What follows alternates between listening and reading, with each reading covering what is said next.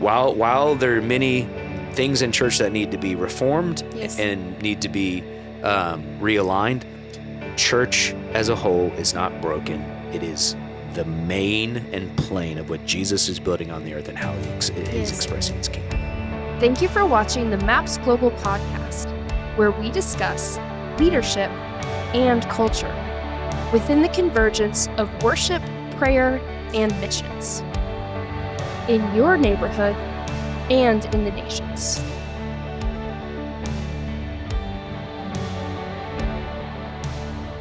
Hello, everyone. Welcome to another episode of the MAPS Global Podcast. Another one.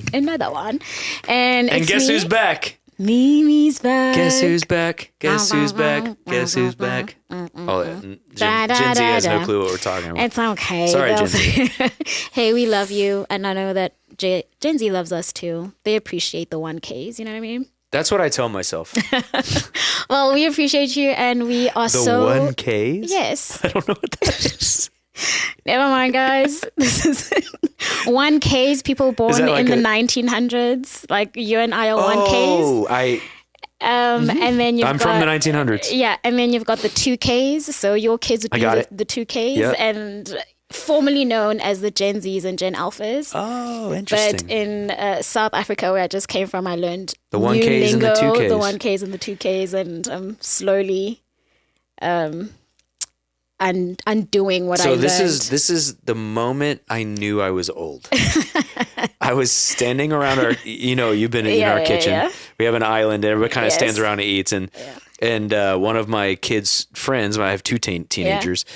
One of my kids' friends was there, and we were eating and talking, and she threw out a reference to a song or something, and I was like, oh, that's from the 90s when I grew up, and she turned to me without missing a beat. She goes, I forgot you're from the 1900s. 100%. And I went, oh, what?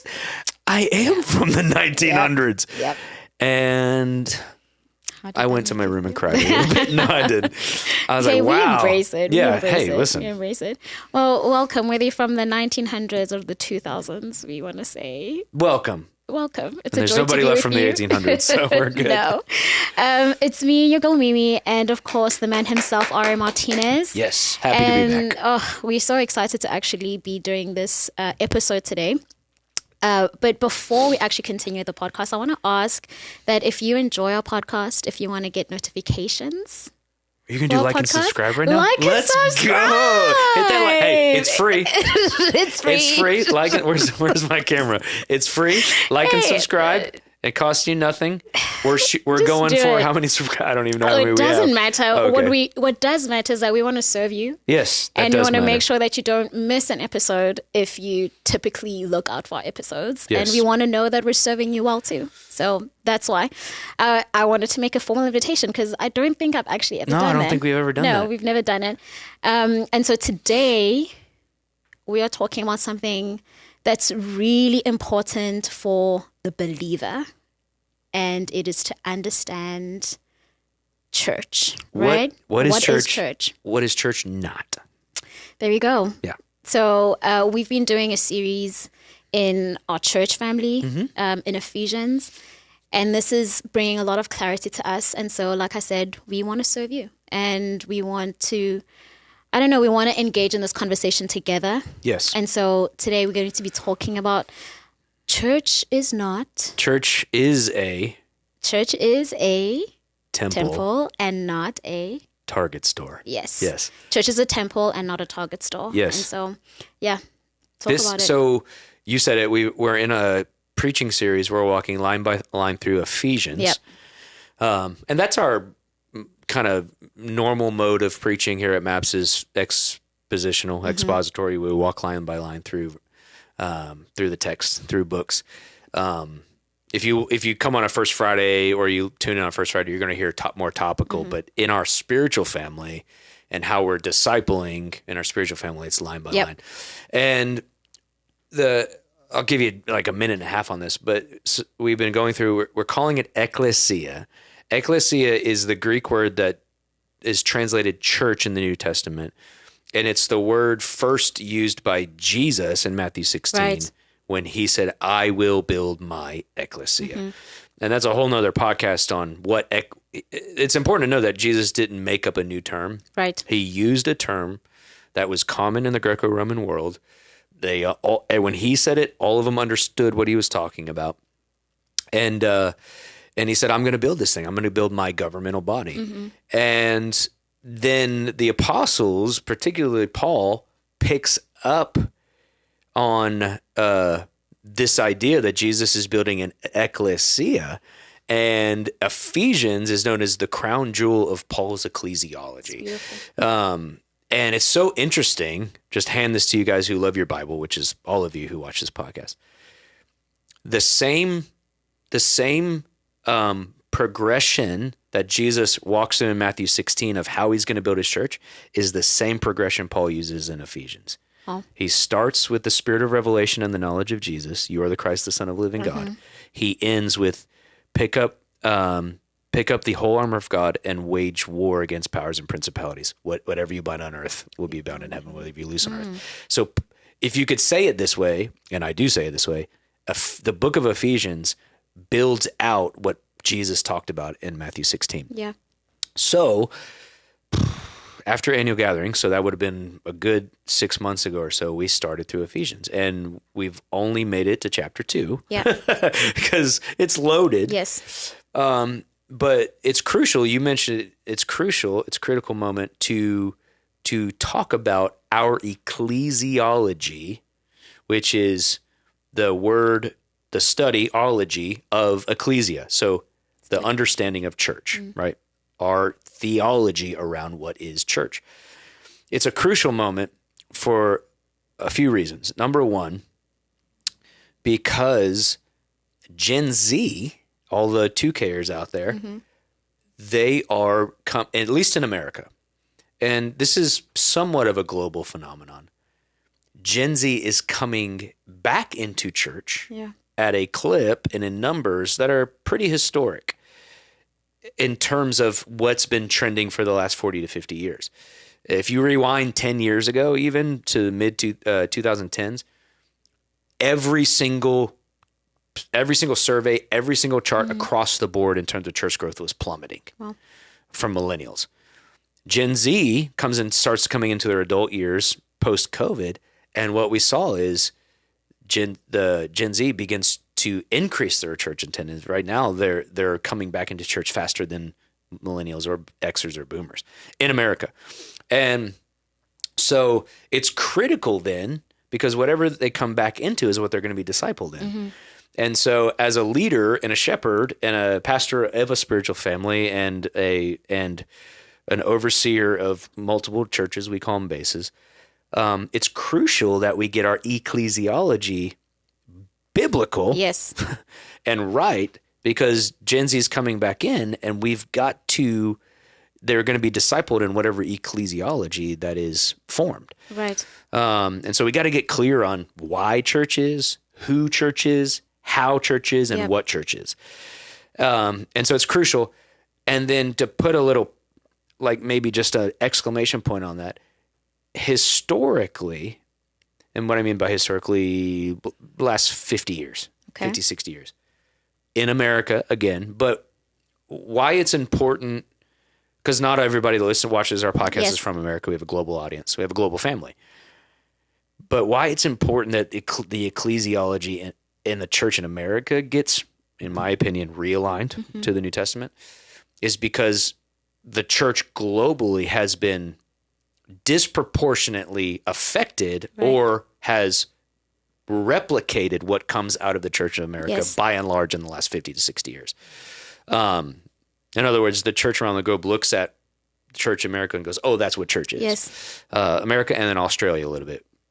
So it's crucial that we get it right for Gen Z. It's crucial that we get it right for the global church on some level. I'm not saying the American church is the leader of the global church. It's been exported. And it dynamically affects our missiology. Sub-Saharan Africa is now fully evangelized and Christianized. There's more believers in Nigeria in Kenya than there are in England, Wow. And that's really awesome. Yes. That happened basically between 1900 and 2000. But also what came with that missions thrust was models that came out of America and are being replicated. And some, in my opinion, some of those models are not healthy to be replicated across the earth, especially in contexts that are not white American suburbs. Mm-hmm. So anyways, I don't want to digress there, but it's a huge conversation. But we got to be careful. We got to really get our ecclesiology back to the New Testament aligned for the globe, because of what's being exported out of America. And then number 3, the charismatic movement and the non-denominational movement. And I can speak to that because I am that. I came out of that. I lead in that. Right. We have been historically weak in our ecclesiology. And so what's really been the loudest and some of the most visible and some of the ideas that have been leading the way in the charismatic, prophetic, non-denominational world is parachurch. Yeah. Parachurch movements. And I think this is not that podcast, although that could be a whole podcast. Maybe we should get Keith or Trav or somebody on that. But this is what I want to say about that, just so it can be super clear. I'm not against parachurch. I think they can serve needs. Mm-hmm.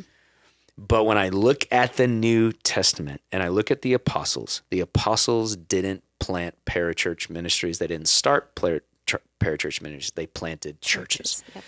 You can make an argument, which Ralph Winters does, that Paul's apostolic team was a parachurch thing. And I think there's room to look at that. Here's the only thing. Paul's apostolic team which is not a church, it was planting churches. Yeah. So parachurch, even if you say in the New Testament parachurch exists, it was for the purpose of churches being planted. Mm-hmm. And so I think that kind of ran wild a little bit. And again, I'm not against parachurch ministries per se, but they've got to be unto the main and plain of New Testament Christianity, which is planting churches and serving churches and discipling people in church communities. Yes. And I came out of a movement in the early 2000s, like church was like a bad word. Mm-hmm. It's like, we're not a church. And I watched that play out over a decade, and it didn't play out in a healthy way. Yeah. And a lot of those leaders that grew up in that went, oh, you know what? We don't need to improve on apostolic, historic ecclesiology. Mm-hmm. Church, while there are many things in church that need to be reformed and need to be realigned, church as a whole is not broken. It is the main and plain of what Jesus is building on the earth and how he's expressing his kingdom. So for all of those reasons, gave you really quickly, we've been teaching through Ephesians and trying to clarify for our spiritual family, what do we mean when we say church? Yes, so helpful. And we were talking before the podcast that it's such an important conversation that we need to have, where defining what church is and what church is not, because there are so many opinions out there, and we love to go back to the word and see how does the Lord define it, so that we can agree and do what the Lord is saying we should do, and be that, and not be informed by a worldview that is actually anti-biblical. Or just so extra biblical it's hard to anchor in. Like, again, there's things that pretty much are main and plain in church that are not biblical in terms of, like, there's no title of youth pastor in the Bible. It doesn't mean it's unbiblical. It just means we've seen that creating clarity around the person doing that particular ministry is helpful. But we got to be really careful, and I've been saying this, we've got to be really careful not to build our church models on whatever is the newest trend, whatever models is exciting right now that's showing to be growth, growth oriented or successful according to our metrics of success. We've actually got to start in the New Testament. Then we've got to look at church history. This is John Wesley. He said, the way you form theology, it's a quadrilateral. It's 4. This has gotten technical. It has. You just entered into an MGS classroom. Yeah, I'll throw it and then we'll get into it. Great. you have to start with the Bible. Yeah. Okay. Don't start with things start with the Bible, then you build it on church history. Then you go to reason. What's reasonable? And then lastly, experiential. And I find that we flip that on its head, and we're mostly building churches around what's experiential first, and then trying to justify it biblically. And I think you get yourself into some models, some value systems that when you read, like we're going to do today, Ephesians 2, you go, actually, we've built it more like a Target store than a temple. Great. And so we need to do some realignment. Yes. Cool. Well, I think let's start where we want to land and where we want to take everyone is bringing understanding into what it is not, and maybe some beliefs that we've had with church, right? Yes. That we want to actually bring a little bit of correction into, inshallah. Yeah, just clarity. Just clarity. Yeah. Right. So let's help us first by... Because clarity is caring. There we go. Look at that. You just shepherded me.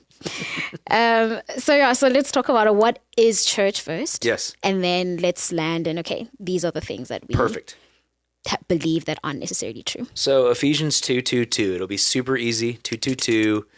You know, if you're super swirling prophetic, you'll start seeing license plates with 2:2 everywhere. And maybe it's God. Maybe it is. Maybe it Sometimes it is. I don't discriminate on the way God speaks. Ephesians 2:2. So the end of Ephesians 2 is basically Paul's culminating statement from everything he said in the first two chapters. He's moving into Ephesians 3 to for this reason. He's going to start application. So the end of Ephesians 2 is this massive, conclusive, culminating statement. And he says this, Ephesians 2:2. Actually, start in verse, where do you not start? For the sake of time, verse 18. For through him, we both, that's Jew and Gentile, have access in one spirit to the Father. So then you, he's talking to Ephesians. These are primarily Gentiles in Ephesus, modern day Turkey. You are no longer strangers and aliens. He's talking about separated from the commonwealth of Israel, your fellow citizens with the saints and members of the household of God, built on the foundation of the apostles and prophets, Christ Jesus himself being the chief cornerstone. He's the foundation. Okay, here's where we want to mine down. In whom, in Jesus, the whole structure is being joined together, and it grows into a holy temple in the Lord. Wow. In him, you are also being built together into a dwelling place for God by the Spirit. Word of the Lord. Oof. I mean, so I did a sermon on this, so you can go back and kind of listen to the more of the long form sermon, but we're going to have kind of a discussion around this. And the two phrases that we really want to just highlight and shine a spotlight on is Paul says, as we're being joined together, finished work of the cross, from across ethnicities and nations, we're being joined into one household, one family, and that family, it grows, it's maturing into a temple, a holy temple, and then dwelling place. Temple and dwelling place for God. Wow. So then we've got to stop and go, this is a conclusive statement. Paul is saying that church is a temple and a dwelling place for God. What then does that mean, number one? Yep. And then how do we live that out, or how do we apply it, number two? Yes. Right. So it's a big deal. Where do you want to start? What's a temple? Like, great. Perfect. That's so helpful because we don't, temple doesn't land with us. We're being built into a temple. What does that actually mean? What is that? Yeah. Okay. All right. Now, that doesn't land for us because we live in post-enlightenment, postmodernism. We don't have temples for the most part. If you go east, there's lots of temples. Yeah. What is a temple, and what is Paul referring to? Well, Paul is Paul's Jewish. Surprise. Newsflash. And he's a scholared Jew. He actually he learned under one of the most notable rabbis of the day, Gamaliel. He in Ephesians chapter 3, he uses it as like his resume, and then he says, I count it all as lost for the sake of rubbish. knowing, for knowing Christ Jesus, my Lord. But he sat at the feet of Gamaliel. And so when Paul says temple, he knows what he's talking about. He's talking about Solomon's temple. Okay, so what was Solomon's temple? Solomon's temple, and you can go back and listen to, I've probably done at this point half a dozen podcasts on priesthood from Genesis, Revelation, and priestly. So Solomon's temple was a combination of two things. It was the pattern that Moses got on Mount Sinai in Exodus 19 and Exodus 24. He went up on the mountain onto the Sea of Glass, which is wild. Yeah. He spent 40 days up there on the Sea of Glass with God. And he came back down, not just with 10 rules, he came back down with an entire system to build a nation. And he came with a blueprint, Hebrews says, with a pattern of how to build on earth as it is in heaven. Yeah. And the first thing he did when he came off the mountain, he says, we need to take up an offering to build this pattern because it's going to take so much money to build what I just saw up there. That became Moses' tabernacle in the wilderness. What was the big picture of that pattern? It was the tribes of Israel, 11 tribes of Israel camped around the tabernacle, but there was one family that didn't have a camp or any inheritance outside. One family, the Levites, the priesthood, their responsibility was to tend to this temple, this tabernacle.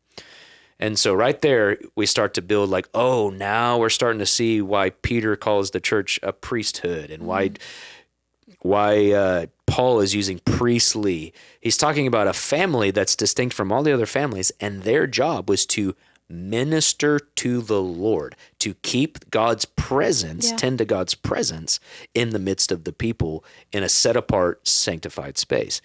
So speed it up, Randy. So tabernacle, tribes on the outside, one family given the inheritance to minister to the Lord. And then even within that, there were layers, there were different parts of the tabernacle. The innermost part is where they built the Ark of the Covenant. The Ark of the Covenant was not a storage box. What the Ark of the Covenant was a replica of the throne in heaven. And they put it in the Holy of Holies, and they surrounded it by incense, and one priest once a year went before the Ark to minister to the Lord and to apply the blood. Okay. When Moses built that whole thing, that pattern, they stood and they dedicated it. And what happened is fire came down from heaven. They didn't light that. Fire came down from heaven, filled it, and the glory of God rested on the Ark of Covenant between the cherubim on the mercy seat. And God made his dwelling place among a people. Yeah. Okay. Go through the wilderness. Long story short, they end up going to the promised land. The Ark, and then Saul comes to power. Ark, they throw the Ark in the field. Nobody cares about the throne of God anymore. David comes to power. Yeah. David comes to power. He brings the Ark back up, and instead of taking it to Moses' tabernacle, which was in Gibeon, he took it to Jerusalem. And instead of having Moses' rites and rituals, he put the Ark in the middle of a tent, and he surrounded it with 24/7 worship and prayer. Okay, we know all that. Here's where we get to temple. Yes. I did that pretty fast. Good job. We got to keep going. Here's the point. Paul says you're growing into a temple. What happened is after David died, David's worship order, which is perpetual singing, worship, and prayer, got converged into Moses' tabernacle, and it became Solomon's temple. Okay. So you have the sacrifices and the rites and the rituals of Moses' tabernacle, but the worship order of David, that became temple. Yeah. So Paul, when he says, church, you, from across ethnic lines, Jews and Gentiles, all together being joined together, growing into a holy temple, what he's implying by that is completely through the roof. What he's saying is, church is where God's manifest presence on earth is meant to dwell with a family who's priestly, whose first ministry is to minister to his presence, to keep his presence, and to be filled with perpetual song and worship. And it's the convergence point between heaven and earth. And so it's a new family that's a priesthood, tending to God's presence, manifest presence on earth in their cities, and then allowing God's manifest presence to be a magnet and to show off his glory for the world. So what's fascinating about this is that when Paul's writing to the church in Ephesus, they don't really have a temple grid, because there is a rebuilt temple in Jerusalem, but it's Herod's temple. But the Gentile nations across the Greco-Roman world, they didn't mostly relate to the liturgy of the Jewish world through temple. They mostly related to it through synagogue. Okay. I'll slow down on this point. Okay. Because that was all build up. So now we'll get into the meat. When Paul says, you Ephesians, you Gentile Ephesians, you're growing into temple. They go, what? He goes, he didn't say you're growing into a synagogue in the Lord. What was synagogue? Synagogue was developed in the Babylonian exile when the temple was destroyed and there was a Jewish diaspora. Jewish people were scattered. They built in every community and city they went, they built a communal center called synagogue in which they would meet together on the weekends, on the Sabbath, and it was centered around community life and reading Torah, teaching. Okay. Teaching and community was the expression of synagogue. In fact, Jesus went into synagogue. He opened the scroll and read the Torah, right? And it was how to keep a unique distinction of Jewish identity within the diaspora. Synagogue, if you say it this way, synagogue, what was the expression in the season of discipline or judgment. And by the time Herod's temple was built, there were still synagogues all across the Greco-Roman world. And Paul, I think, is not only building a temple theology in terms of our ecclesiology of what church is to be built around, but he's also juxtaposing it to what they're seeing expressed in the Jewish community center down the street. And so I have my notes. Actually, I'll put these notes up somewhere. We do that, right? We'll figure it out. Kind of, yeah. So you can track along with this. But here's the distinction, and then you can ask me questions and we'll move on. Here's what temple was. Temple was a dedicated, set apart space. It didn't have a lot of other activities. So there is a sanctity to the space itself. Yeah. Okay, it wasn't a multi-purpose room. It was a set apart space for encounter with God. And temple worship in temple was sacrificial. When you came up to the temple, you came up to give something, to sacrifice something, not just to get something. And so, in fact, Jesus cleansed the temple because the money changers were upcharging the poor Gentiles who were trying to bring a sacrifice. They were making money off of worship, which Jesus wasn't into. Yeah. That's not today's topic. Anyways, another podcast. And we should definitely pair our worship. But anyways, okay. So temple was sacrificial. Temple, people came to offer sacrifices. They came to give instead of get. It was led by priests under the leadership of a high priest, a priestly father. It was a place where God's manifest presence rested, and it required pilgrimage. If you read the law, it's not optional to come up to temple. It's required. Okay, so have that in your mind, and then look at synagogue. Synagogue was found in local communities. It was a communal space. It was focused on reading of scripture and teaching, not sacrifices. Right. It was led by rabbis, teachers, and scribes, not priests. And it served as a weekly gathering for community, communal identity, and ethnic distinction on the Sabbath. And what it was meant to do was be a placeholder until temple came back. Here's the problem. Problem number one. we've built church to look more like synagogue than temple. Okay. Weekly gathering for community where we come to receive teaching. Yes. We see everybody, and it's optional. Yep. If I got something going on that day, I can bail out if, I'm going to be careful here. I'll get too sharp, but we treat it as optional. Yeah. Right. Because we see church as mostly here to serve me. I'm at the center of church. It's a dwelling place for me, not a dwelling place for God. And so we've built synagogues. And what happens when you build a church like a synagogue instead of temple is that the pulpit becomes the center of church, not the altar. Yeah. Wow. You've heard me talk about Yes. this. So I'm going to start firing off and you pause me where you want to pause. Yeah, me. I guess the point of clarity here that I don't even know if it's a point of clarity, but are you saying that church is a non-negotiable for a Christian? According to the apostles, they multiple times say, do not neglect to gather together. Yeah. Church is not optional because church is not just about you getting your needs met. Right? And so that's where we've got to shift from a individual, especially in America, a hyper individualistic idea of church. I am a person that goes and attends something that helps me. I get what I need out of it. It gets my needs met. And then I'll give some money if it meets my needs and I go on. Well, the problem in a me-centric, I have this somewhere in here, in a me-centric idea of church, what happens is that here it is. When me becomes the center of church, when church requires sacrifice, it becomes optional. Because that doesn't help me. To sacrifice something, to give something that hurts when I give, it doesn't help me. Yeah. That doesn't make me more comfortable. And so if you build church after synagogue, then it doesn't require sacrifice. I'm not coming to give, I'm coming to get. Well, if church is built around me, when it becomes sacrificial or requires, I go, oh, no, I'm good. I got what I needed.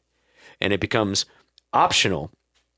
And what happens is when I don't get what I need. Or if I don't get what I need, then I'm not paying for this, man. And I'm going to go find somewhere else that will fit my needs. Now, hear me. I don't think that you can never leave your church family. Don't hear me say that. Anytime somebody comes to me, you know this well. I'm feeling called and stirred to go to this church. I go, how can I help you get there? Because I don't own you. God owns you. And if God's leading you, for sure, and I'm probably way over here on that spectrum. I probably should talk to him a little bit more. I'm like, go, for sure. But there is that thing of we've started to, even in our expectations, look at church as something that must meet my need, not just generally, but specifically tailored to me. Now we're getting to Target store. Let's stay on point because that's where we'll land. So when we build churches like synagogues, it becomes the pulpit becomes the center of our life together. We do a little bit of worship so we can get to the sermon. Yes. Right? And the sermon and the pulpit becomes the center of church. But in the New Testament, the pulpit and teaching is not the center of church. It's worship. In fact, all teaching should lead us into worship. Worship's not the warm-up for the sermon. Worship is what church is, and teaching is discipleship to produce more worship and more sacrifice. So it's led by priests, not rabbis, or you can say in modern language, it's led by worshipers, not led by pastors or teachers. Interesting. The leaders of churches are the lead worshipers. They're the ones that are modeling a rhythm of ministering to the Lord and hosting his presence. And so for me, the leaders of church are the lead worshipers. We have this thing called worship leader, and that's the person standing on stage, but that's extra biblical. But what I see in the New Testament and the temple motif is that the leaders of something that's a temple are the priests. Yeah. And that really does change how we see ourselves as leaders. Yes. Right? And the way it breaks down here, and I say this a lot, is that if I'm the lead worshiper, if I'm modeling a priestly lifestyle, then our church community should see the back of my head in prayer and worship more than the front of my face in teaching. Yeah. right? It doesn't mean we never teach. It just means one takes priority over it. It doesn't even mean some of the principles of synagogue are wrong, but it's clear in the New Testament, and the apostles never, Peter, James, Paul, they never refer to church as synagogue. They always say temple or temple motif. And so while we can pull principle from synagogue, it cannot take over our rhythm of life together or our ecclesiology. Now I'm flying right now, so I'll slow down. So the altar, what I mean by altar, I mean the place where we come to give sacrificial worship. I'm not just talking about the front part of the stage. Sure. We kind of use in modern terms, the altar is the place where you come and give your love to the Lord. Yeah, that. But in the New Testament and in temple motif, the altar was the place where you come to give a sacrifice. Yeah. And so church is built around an altar where a priestly people come to give a sacrifice of praise. Now, because of the finished work of cross, there's no atoning sacrifices we can give. That would be heretical. Yeah. But when you look at the priestly ministry of the Old Testament, the sacrifices they gave were not only just atonement sacrifices. There were worship sacrifices, thanksgiving offerings, praise offerings, and all these things. And that's what David built the tabernacle of David around. He built it around the sacrifice of praise. Yeah. So big point in temple versus synagogue is that church is not a weekend community gathering with some teaching. That's not what apostolic ecclesiology is. Church is a priestly family living a rhythm of life together daily before the Lord, led by priests, and the center of that rhythm is sacrificial praise and worship, a conversation with God, and a ministering to God's presence. It's a dwelling place for God. Yeah. Church is first for God before it's for us. Yeah. That's a massive mind shift. It is. I wanted to say that it sounds, and it may even land as though you are just redefining a lot of our definitions. Most of us, the way that we define what, worship, we start with worship and then we go into the word, our rhythm. And we do that kind of here on one day of our liturgio. 100%. But what I'm trying to say is, I don't know a lot of people that would say that the head pastor is the lead worshiper. It has to be according to the biblical definition. For sure. And especially according to the priestly ministry, right? Like there is a head priest or the main, you know what I'm saying? But I think it's mind-boggling is what I'm trying to say. Yeah. And that's where I think we don't necessarily need to just realign. Yeah. It starts with a theology that produces a value system that produces a model. Yeah. So I'm not saying go and throw out the model. I'm saying let's recover an apostolic ecclesiology and then reorient the value systems. Yeah. So here's a couple of value statements. If church is a temple, not a synagogue, then sacred encounter comes above sustained instruction. Okay, what does that mean? It means, that's a great question. It means that we're coming to encounter the living God and to meet with him first. And that's mostly what we're doing. Instruction and teaching serves that, not the other way around. We're not coming for some teaching and instruction and hopefully we have an encounter. Yeah. Okay, so we have to flip it.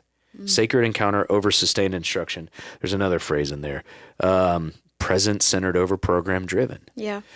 Programs are helpful as long as they help keep the center of our life together, God's presence. Yeah. And here's the thing. We only have so much time. We only have so much equity. We only have so much resources. If you over-programize because you're trying to build tailored programs for every single age and group and everything, and you can only spend so much. There has to be one focus. If there's 20 focuses, there's not a main focus. And if you over-programize, it will be at the detriment of building a priestly presence. Yeah. It doesn't mean don't do the programs. It means you got to be careful that in wanting to meet as many people's needs, you miss the main need, which was God's presence in your midst. Which is actually what transforms lives. You know what I mean? I would say the only thing that transforms lives. And so it pushes back on all our metrics for success and even how we programize. And I'm going to step on so many toes. I'm trying to be careful, but it's like we rush through worship. We prepackage a short sermon because we want to cycle as many people through. And my question is that synagogue or temple, or is that Target store or temple? That's what we're going to get to. And I'm not bashing anybody's model. I don't have anybody in mind necessarily. I'm just jealous as Gen Z's coming back into church that they're being discipled in an apostolic ecclesiology, because that ecclesiology will produce a missiology. Right. And then that missiology will dynamically affect the Great Commission. So we've got to start looking at not just what the growth trends are or the trendy models that are seeming to be successful, but what does the Bible say church is? Yeah. Start there. Start with church tradition, then get reasonable.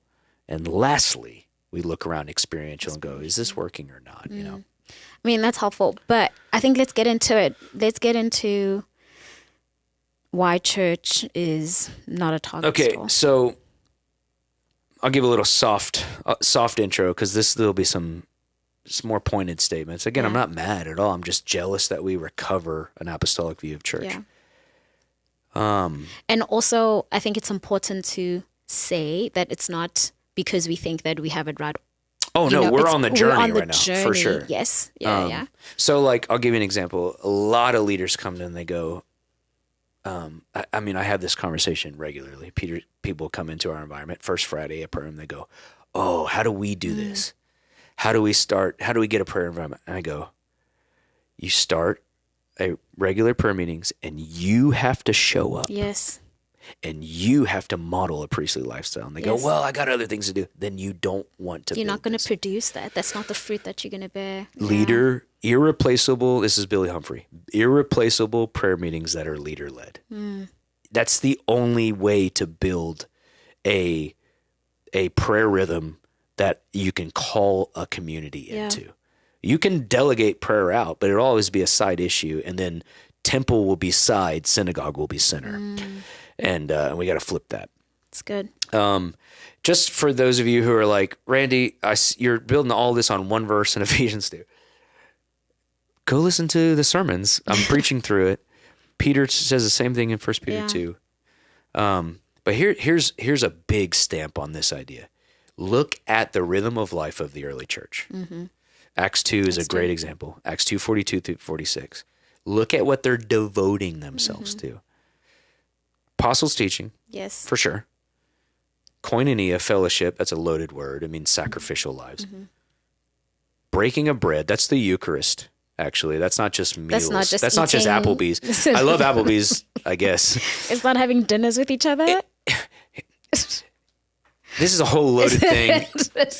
We're running out of we need to. No, we're going to land. This is great. We're landing because I'm going to do Target and I'm going to run. I'm going to drop the mic and I'm going to run out of this thing.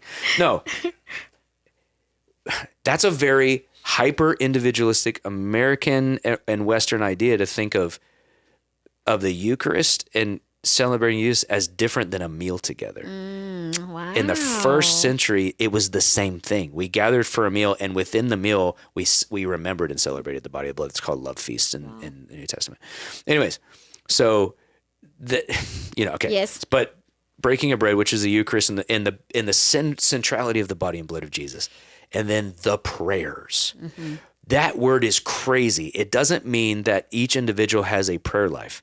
That word in the Greek, it meant a corporate, set-apart expression of prayer regularly. And the word there, I won't say it in the Greek because I can't get it out. But look it up. You can do your homework here. Go look at the word the prayers. It doesn't mean they each had a quiet time. It meant they met for a regular, set-apart space where they encountered the Lord.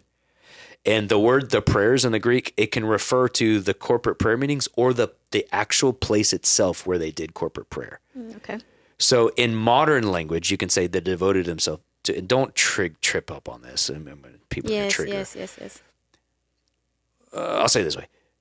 They dedicated themselves to the prayer room is actually how it reads. And then you go, wait a minute, you're reading too much into it. Okay, next verse 46. And house to house, we got that. Home groups, awesome.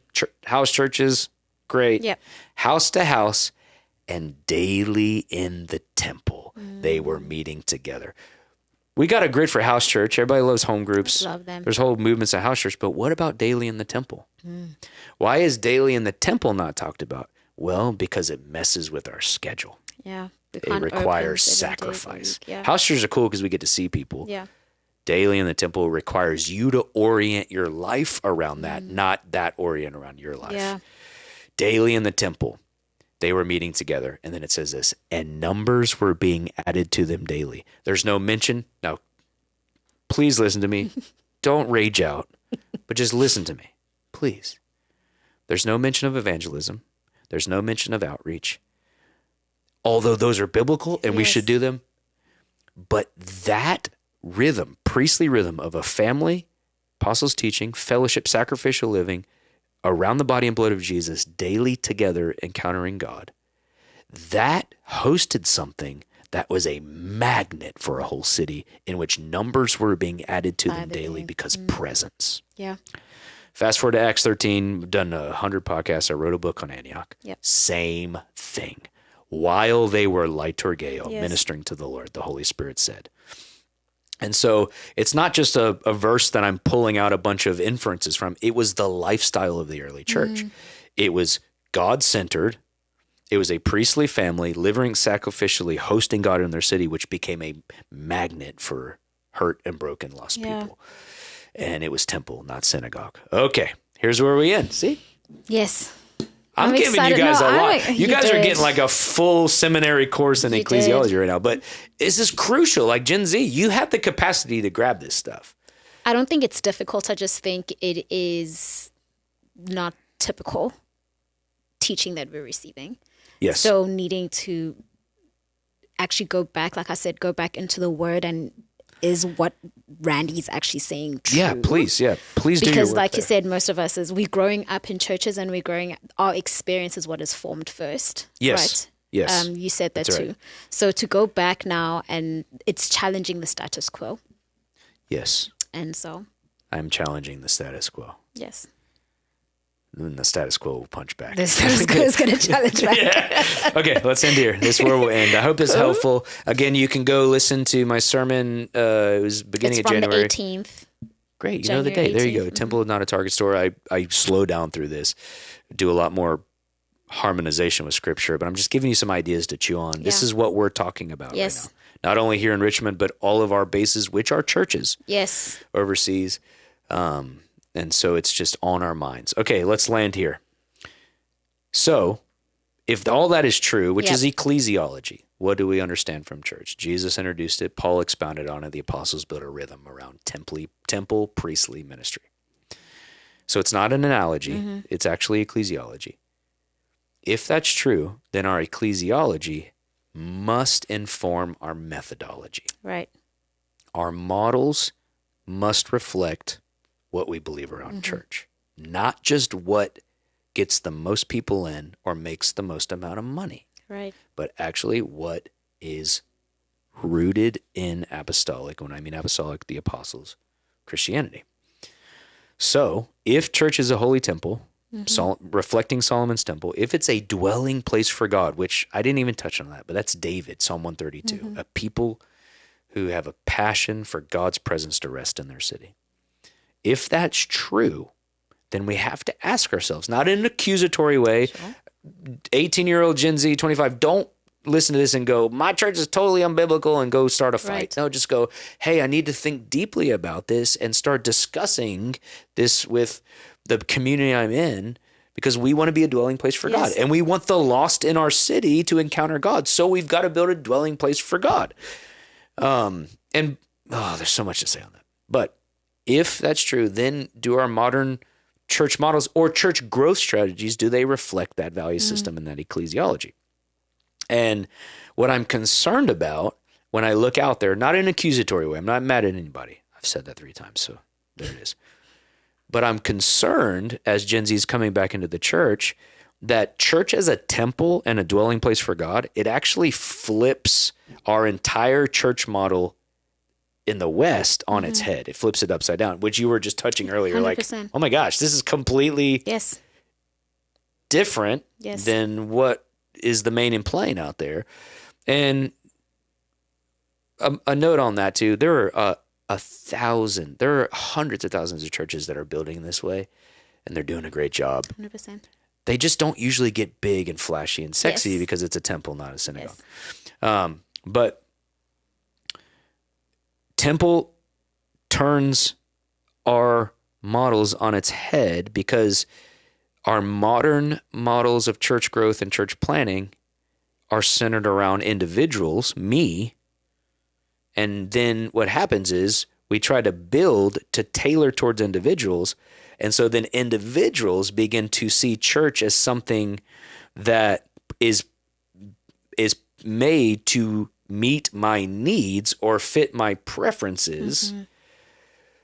And what happens is, and this is like a common term. So say you move to a new city, say, there's a transition in your life.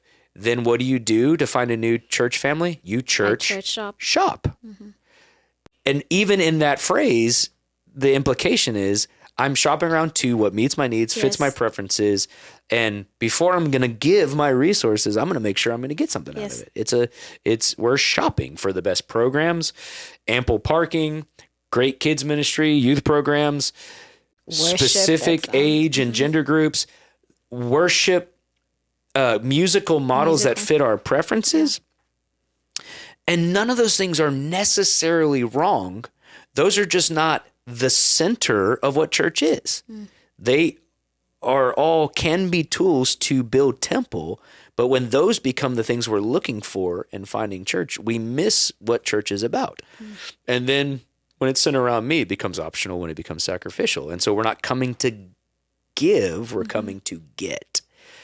And what has infiltrated, I sound like I'm starting a revolution, but and I'm not, this is just, there's again, 1,000 churches that are doing well, 100,000.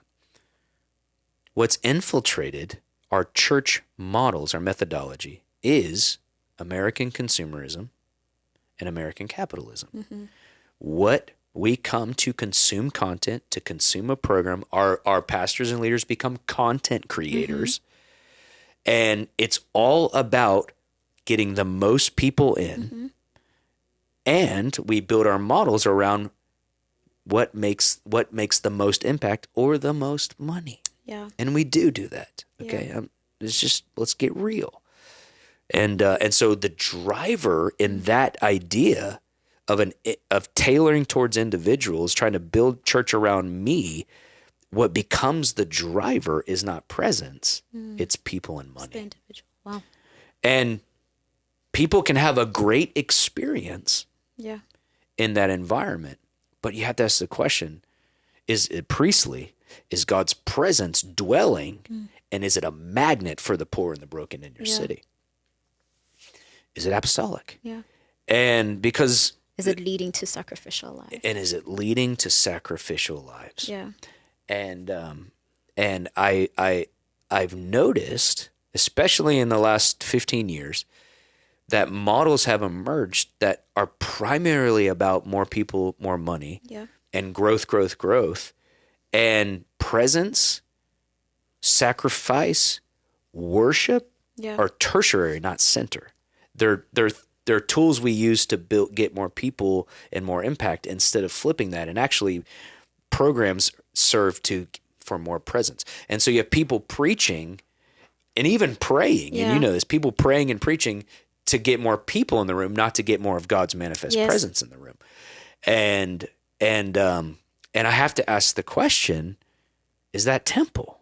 Is that what the apostles were building and what Jesus had in his mind when he said, I will build my church and the gates of hell will not prevail against it? Because, and here's the kicker. Yeah.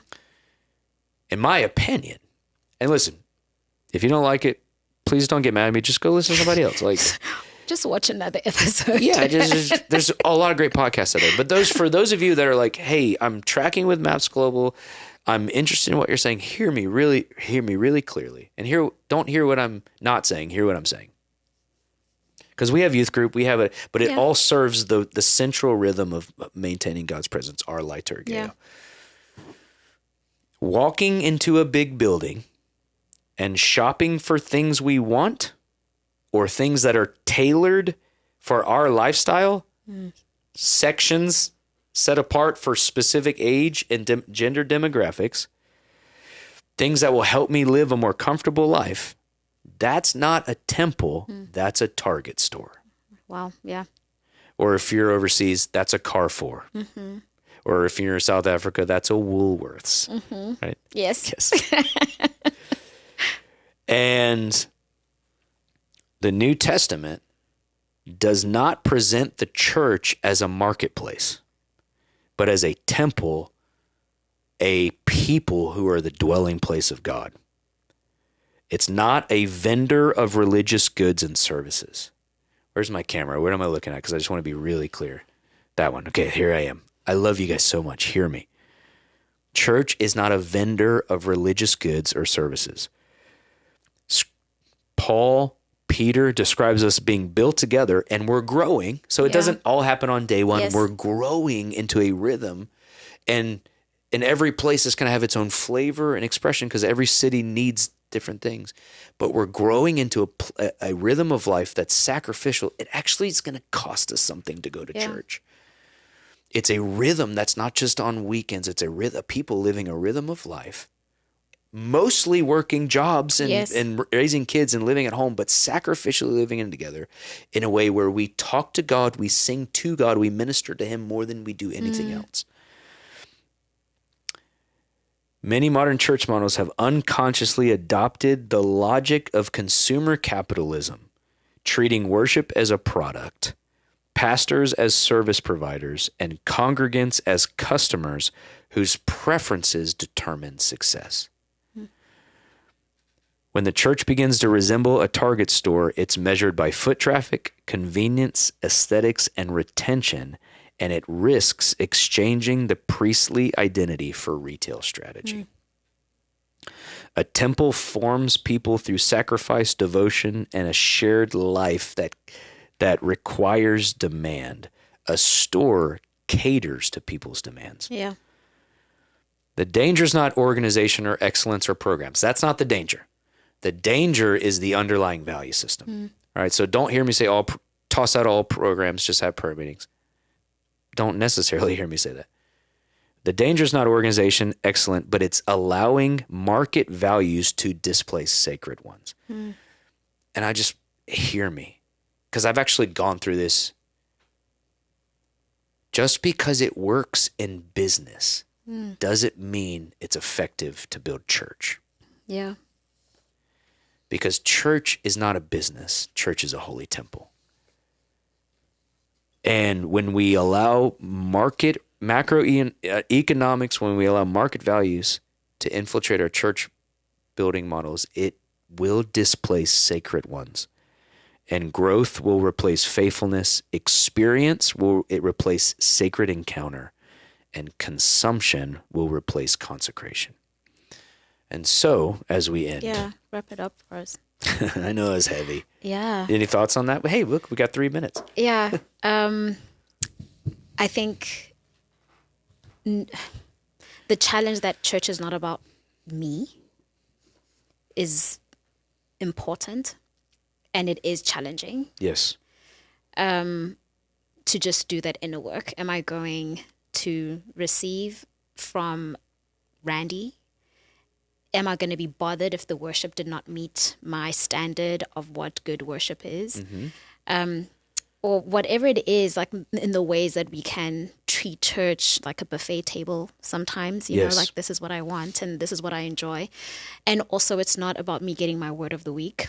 That's right, yeah. I'm here to worship, to love on the Lord, and I'm here to do it with the saints. Yes. And that is beautiful, and that is necessary. And together we'll study the scriptures. Yes. Yes. Yes. It's challenging, but it's necessary, like I said, especially as we continue to build churches across the earth. You know, we're planting churches. We're going and we're introducing people to what it looks like to live a biblical and a holy lifestyle. Yeah. And so, as best as we see it in a priestly rhythm. And it can look and sound and taste different. But the underlying ecclesiology must produce a value system that then informs our methodology. Yes. We just can't start with a methodology that we like and it seems to work for us without doing that work. Yeah. Now, church is made of people. Yes. So because of that, there has to be pastoral and discipleship, and there has to be programs to help organize the family around that rhythm. So don't hear me say, forget pastors and don't do any programs. I'm not saying that. I'm saying we've got to flip the value system upside down so that our pastoring, our teaching, our programs produce sacrificial lifestyles that build together a community that grows into a temple and a dwelling place for God. And to ask the Lord, I think that's the other thing that Lord, produce worship in me. Yes. Make a worshipful heart in me, whatever it is that, because I also think that's something that a lot of us don't have. Knowing what it looks like to cultivate a life and a lifestyle of worship, where I'm not going to church necessarily just for that to be given to me by the worship leader for that feeling, but I'm coming in already ready to enter in with the saints and worshiping because I have chosen a worshipful lifestyle. It's very good. And so this is great. Thank you for shepherding us today. Yeah, you're welcome. I hope that's helpful. And I think over 2026, just, a sneak peek, we're going to be having a lot of these conversations. And I'm really excited for the messaging that we're going to be releasing in 2026, because I think we really need to start in a gentle way, but in a constructive way, pushing back and go, hey, wait, what's actually informing these things, and how can we align? Not in an idealistic way, because we don't live in first century Rome, right? We live in America. We live in the Middle East. We live. Maps lives in Eurasia, Arab Gulf, East Africa, but how can we align our rhythm of life together in a way that the apostles built? Jesus said, church, the apostles built it, and start to push back on a disproportionate influence on the cultures we live in to our church expressions. So good. Because we're out of time, but just a nugget. Sneak peek. Yeah. Sneak peek. Alert. These ideas I'm talking about right now, we're building church in the Middle East. They're not countercultural. They're actually like, oh yeah, totally. Yes. And so I was at church for 4 hours on Christmas Day. Totally. Yeah. And it was mostly around worship and liturgy. Yes. 100%. And sacrificial, like to our MBB disciples in our Middle East missions base, sacrificial living within a community is 101. Yes. And so a lot of what I'm pushing back on is how much our entitlement as Westerners in Americas has influenced how we want church to be for us, instead of church being for God, a dwelling place for God. It's going to be a good year. Yay! A good year. So love you guys. Thank you for listening. And hopefully you have liked and subscribed. Yeah. They hit subscribe first, then they heard me talk. They're like, nah. No, I know you guys you're tracking with us. We love you guys so much. Bye. We hope you enjoyed this episode of the MAPS Global Podcast. Make sure to subscribe to this channel and check out previous episodes. Have you seen our 50 Hours documentary? Watch it now.